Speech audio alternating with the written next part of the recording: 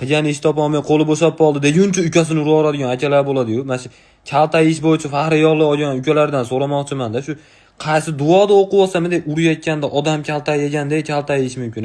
Meni kaltak yeyotganimni ko'rgan itlarchi bunday qarab, yaxshi ham odam bo'lib tug'ilib olmaganman deydi-da, to'g'risi bu. Eng qizig'i mana oddiy kun, oddiy o'tiribsiz, oddiy holatda dumbam ustida o'tiribman.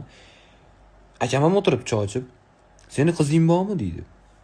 Uylanib olgan bo'lsa ham mayli ekan. Nima ishingiz bor, meni qizim bormi, yo'qmi? Siz o'zingiz uylanib olsangiz ham mayli ekan. 97 ga kiryapsiz, to'g'risi bu. Otamdan 3 sinf past o'qigansiz. So'ramang u narsani, nima qilasiz? Bor desam nima o'zgaradi? Uylanmadingiz u bab. To'g'rimi? To'g'ri. Eng qizig'i siz Realchi akangiz Barsa cho'p bo'lsa ham g'alati bo'ladi, bilasizlar? Real yutsa ham, yutsa ham El Clasico'da babi kaltaysiz.